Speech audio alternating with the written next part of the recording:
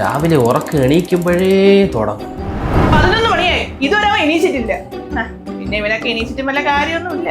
ആ ഇവൻ പണിക്ക് പോയിട്ട് റെസ്റ്റ് എടുക്കാന്ന് വെച്ചതാ. അത് ഈ ജന്മം നടക്കുമെന്ന് എനിക്ക് തോന്നുന്നില്ല. എടാ, നിന്റെ കൂടെ പഠിച്ച അഖിലുണ്ടല്ലോ എന്റെ കോളേജിൽ പഠിപ്പിക്കാൻ കയറി, നീ മാത്രം ഇങ്ങനെ നടന്നു. ഇനി അല്പ സമാധാനത്തിന് ഫോൺ നോക്കാന്ന് വിചാരിച്ചാല. ജോലിയൊന്നും ആയില്ലേ? നീ ഇപ്പഴേ രക്ഷപ്പെട്ടില്ലേ? ഇനിയൊക്കെ നടന്നാ മതിയോ? എടാ, എന്റെ കല്യാണമായി, പയ്യൻ എഞ്ചിനീയർ. കൂലിപ്പണിയെങ്കിലും ചെയ്യണേ. എന്തേലും കഴിവുണ്ടോ? ചേട്ടാ, വീട്ടില് നമ്മുടെ കാര്യം പറയട്ടെ. ഇനി നിനക്കും കൂടെ ജോലി ആവാനോ? Your bank balance is low. Please maintain minimum balance. എന്തിന്?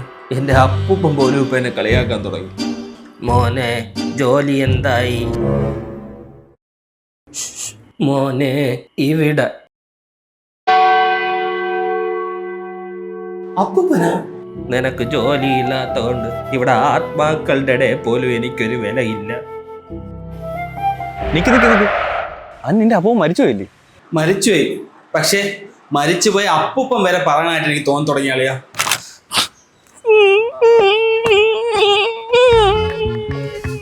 പട്ടി കരയും പോലെ കിടന്ന് മോങ്ങണേ യവനാ.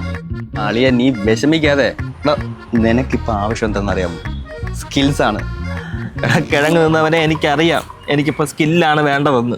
അത് എവിടെ നിന്ന് കിട്ടുമെന്ന് നീ പറ. എടാ, അതാടാ ഞാനും പറഞ്ഞ സ്കിൽസ് എന്ന്. Skills by civilians. അതെന്തോ ആളിയാ? അതൊരു ഇൻസ്റ്റിറ്റ്യൂട്ടാണ്. നമ്മളെപ്പോലെ ഒരു ഗതിയില്ലാത്ത ബിടെക് ഡിപ്ലോമ കഴിഞ്ഞവർക്ക് വേണ്ടി മാത്രമായിട്ടുള്ള ഒരു സ്കിൽസ് എന്ന പരിപാടിയുണ്ട്. അവിടെ ഒരുപാട് കോഴ്സസ് ഉണ്ട്. അതിലൊരു കോഴ്സാണ് ക്വാണ്ടിറ്റി സർവേ.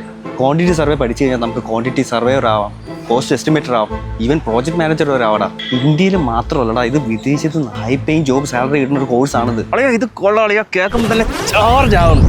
ഞാൻ എന്തായാലും നാളെ ജോയിൻ ചെയ്യാം. നീ വരുന്നെങ്കിൽ വാ. എടാ, നാളെ എന്തിനാക്കാം? നമുക്ക് ഇപ്പൊ തന്നെ പോയി ജോയിൻ ചെയ്യാടാ. എടാ, പശുവിനുണ്ടാകാനെ പുല്ലും തിന്നോണ്ടിരിക്കാതെ എനിക്ക് വാടാ വരണമെങ്കിൽ. ഓടാ പുല്ലേ.